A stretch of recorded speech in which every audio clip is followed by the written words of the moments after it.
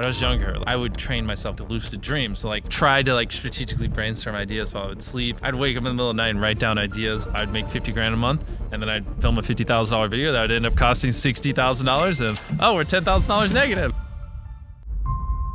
A funny story is I would always wear my hat like this, and then like the coaches would like pull it up. I was beyond shy. Even if there was a person in front of me, like good luck getting me to talk to them. It's impossible. North Carolina, in a small town, I had like horrible acne, especially back then, really awkward. It's like no one, like people would have bet $1 million that I wouldn't be a YouTuber. You know, it makes no sense. You probably recognize this face. If you don't, then you're looking at one of the most famous people in the history of YouTube, MrBeast, otherwise known as Jimmy Donaldson. Over the past 5 years, he's been attracting huge audiences with his action-packed videos. They seem fun and easy to watch, but what is going on below the surface? Is this just a normal kid who got lucky, or is he a kind of genius, as some claim? Very first video, weirdly enough, I played this stupid game and some hacker like killed my base when I was 11. And so I uploaded it, and my first video got 20,000 views like instantly, because it was like all the people that played the game was like, oh shit, you can hack in this game. It's a game called Battle Pirates. I guarantee you no one listens. What is it called? Battle Pirates. No one here has ever heard of it. Battle card? Battle Pirates. It was, Battle Pirates. Yeah, it's a really small game. I uploaded that and I got 20,000 views. And that was probably the best thing that could have ever happened to me, because then I was hooked from day one. Literally, like most people, it takes hundreds of videos before you get like one view. And somehow the very first video I uploaded at 11 got like 20,000 views. And then I was just like, oh, I fell in love, and I've been hooked ever since. Like imagine this channel right here, so many subscribers. It wasn't his first, because he actually had another channel called Beast5TY. I started doing sub for sub, and I recommend you never do this. It's horrible for your channel. And so one day I just delete the channel out of frustration. Sadly, people were subscribing, but no one was actually watching. So he started a new channel called That Dude. When that didn't get any interest, he rebranded to MrBeast. This is a crucial part of his journey, and he got the name from an automatic Xbox suggestion. Yes, MrBeast came about pretty much at random. This might lead you to think that he was lucky rather than someone in control of what he was doing. The overall experience was tough, but it got him where he needed to go.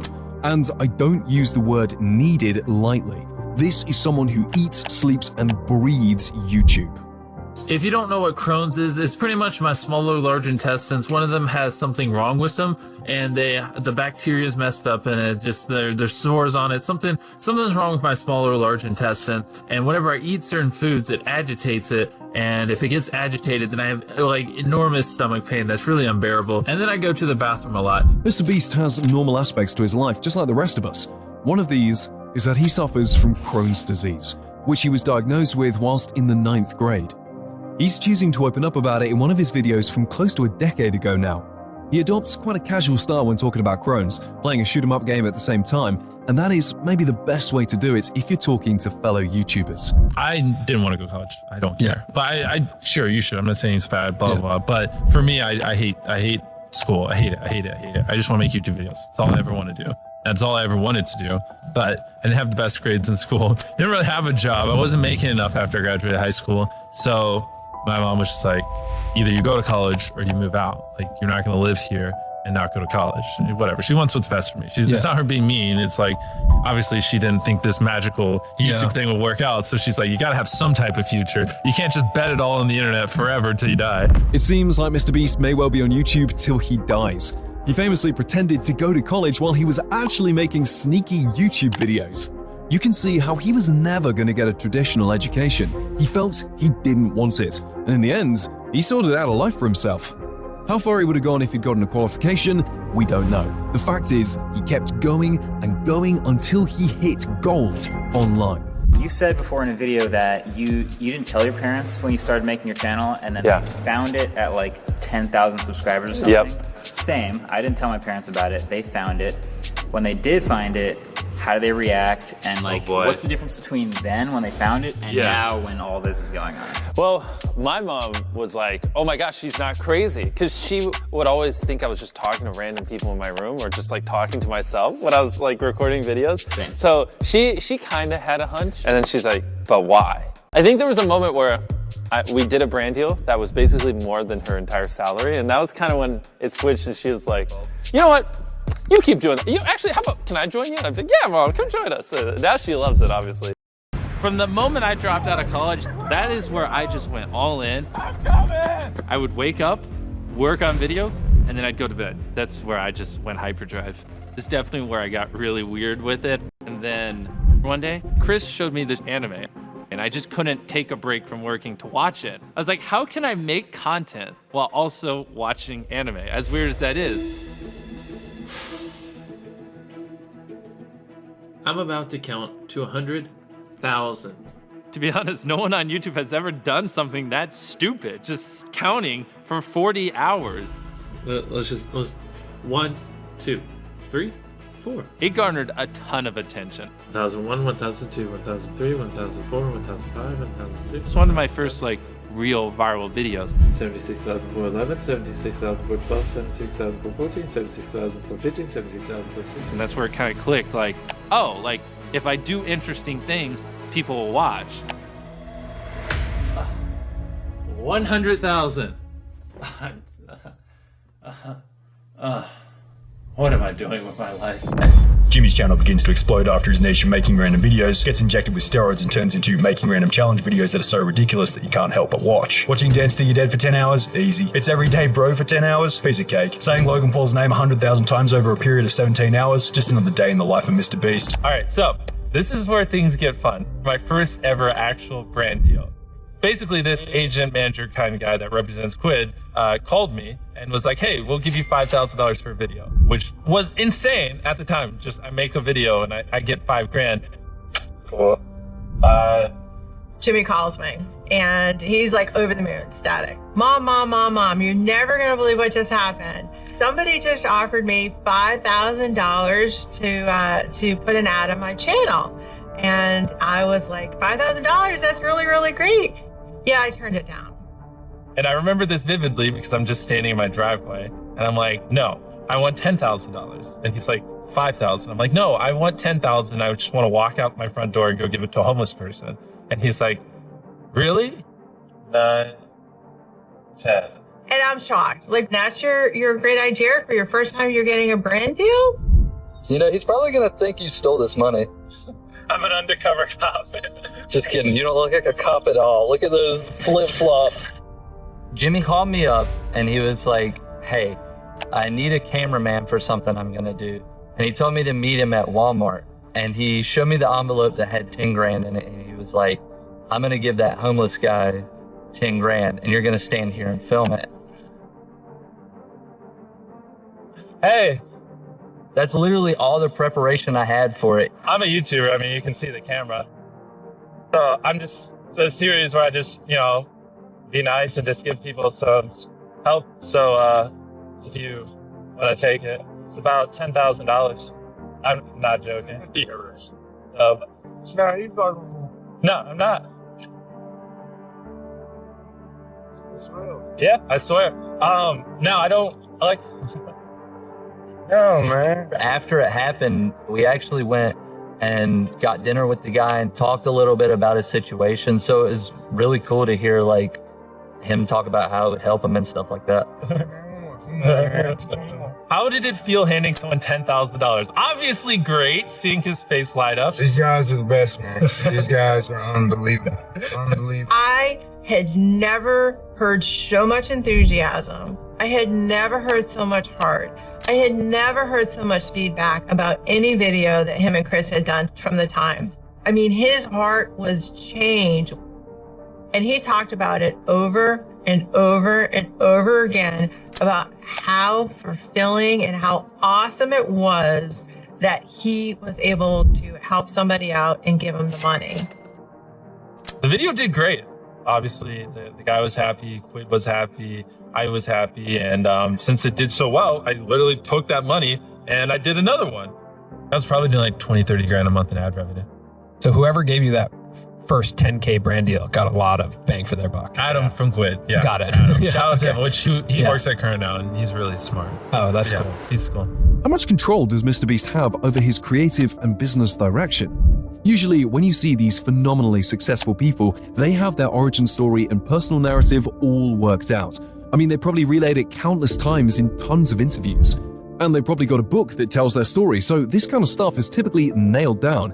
Yet, here's MrBeast, talking about his business, and he doesn't seem to know what's going on really. I'd make 50 grand a month, and then I'd film a $50,000 video that would end up costing $60,000, and we're $10,000 negative. And then she'll be like, okay, once we make this back and we're in green, like let's put some money aside. I'm like, nah, let's keep going. We made $60,000 this month. It's on an uptrend. We talked about that video. She literally printed out the financial statements for certain videos. And one of the videos was where you were giving away houses, and that obviously cost, over we spent just shy of $1 million. Just shy of $1 million. And you told us how much that video made on AdSense. How much did that video make on AdSense? Not $1 million. Way less than $500,000. I'll tell you that. But it's interesting that you thought about it that way in sort of a systematic approach. Like, exactly. This is not dumb luck. No, I mean, it was like they say 10,000 hours in master or something. We probably put in like 40, 50,000 hours. I mean, we're talking like every day, all day, like literally nothing. We had no friends outside of the group. That was your life. And I'm actually rereading that book right now, that Malcolm Gladwell book, Outliers, that talks about that 10,000 hours principle. It totally applies to what you did. 100%. I mean, like it sounds like you were just all day, every day, and which makes sense. And what do you have now? 90 million subscribers? Well, we across everything, we're closing in on 200 million subscribers. Jesus! Yeah, because have you seen our dub channels? No. Can you pull that up? Just search MrBeast in Espanol. So we actually, which I'm kind of curious why you don't do this. We do our videos in other languages as well. Really? Yeah. And so, I can't wait to show you this, because I actually have a really cool story. Here, just go to the channel so you can test it. Who does this? We do. So you hire someone? Hit videos. Yeah, we have voice actors and everything. Wow. So these are the exact same videos on my main channel, but we pay voice actors to dub over them. We translate the text in the video, everything. MrBeast in Espanol. Yeah, that was actually one of the fastest growing channels last year. And it's just our videos so dubbed. Smart. You see, now I'm confused. MrBeast has just given a direct example of how he's grown and developed his strategy. He's stunned the veteran YouTuber and personality Joe Rogan here, who's clearly impressed. So where does this strategy come from? I'm guessing MrBeast has a team who advises him, but he seems pretty switched on here compared to how he was earlier. When I was younger, like I would train myself like to lucid dream. So like when I was dreaming, like you do this thing where you like stare at your hand like 30 times in a day and you do something, and then like in your dream, if you saw your hand, you'd realize you're dreaming, you can control what you dream about. And I'd like try to like strategically brainstorm ideas while I would sleep, and like I'd wake up in the middle of the night and write down ideas. You can draw inspiration from anywhere. It's not like we got that from a different YouTube thumbnail. Like he was literally just watching Severance. It's, MrBeast is followed by the public and fellow creators who draw inspiration from him. He isn't so caught up in social media that he can't see the benefits of media outside the box. This helps him create the content he's known for today. Stuff like this. I'm gonna spend the next 7 days buried alive under 20,000 pounds of dirt. And with that, the challenge has officially started. I am now trapped in here for the next 7 days. I recreated every single set from Squid Game in real life. And whichever one of these 456 people survives the longest wins 456 grand. This is just the tip of the iceberg when it comes to MrBeast's creativity. How many YouTubers can you think of that would bury themselves alive or make Squid Game a real thing before Netflix created their own non-violent version, or build a house out of Lego, or plant 20 million trees? It's easy to forget that MrBeast has a strong humanitarian streak. On top of the 15 houses we've built, we are also building a community center, which will serve as additional classrooms for the school, which currently only has 2 classrooms. The woman will also use it for training and workshops to learn new skills and to try and find other ways to get a job. That right there is the essence of MrBeast. You have the fast-moving, fun and crazy stunts, and then you have the philanthropy, the helping of people who lack the resources to even survive in some cases. He's as driven as any young entrepreneur. But by what? A mindless desire to do good? Something savvier, maybe a bit more ruthless? Maybe both. This feels like the modern day movie studio, right? Like we're going into creative meetings, we're listening to development, we're understanding like production problems that you guys are trying to solve. A U-Haul drove in here this morning. But it's a modern day movie studio, but you're actually, even at spending $200,000 for what you're making for the type of distribution you're getting, it's actually way less than TV is spending. Yeah.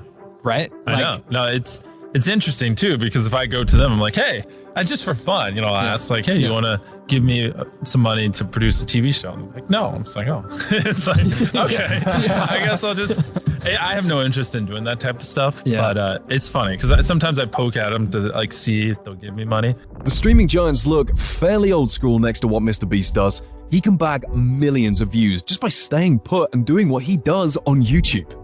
However, no matter how nail-biting the stunts and pranks and challenges get, this is his comfort zone. Still, why would he keep asking for that streaming money if he wasn't a little interested in appearing on regular TV? Maybe this is what the future has in store for MrBeast. Like, you've curated a team of people who are just so hardworking. It's like all about the work. Yeah. There's no fluff. I'm blessed. I agree. We got a lot of great people here. And obviously, like the videos we do where, now I'm drawing blank, like selling houses for $1 or putting $1 million piece in someone's backyard or whatever the stupid things we're doing, or filling a person's house with slime. Like, I can't do that on my own. Obviously, I need help. So, what do you think gets us to 1 million subscribers? Well, subscribers is an arbitrary number. Okay, so a million views a video. No, you should ask me what helps us make the best videos possible. That's the only question you should ask me. Subscribers don't matter. Views don't matter. I mean, they do, but all that comes. Everything you want as a creator comes from making the best videos possible. Finding out that MrBeast relies on a solid network of people to bring his ambitions to life is a welcome discovery. He may have started in a room on his own, but as he's expanded, he's embraced the idea of having a group of well-functioning individuals who work with him, not for him. He's all about the content and getting things made the best he can. He has a work ethic that's a good lesson for all of us.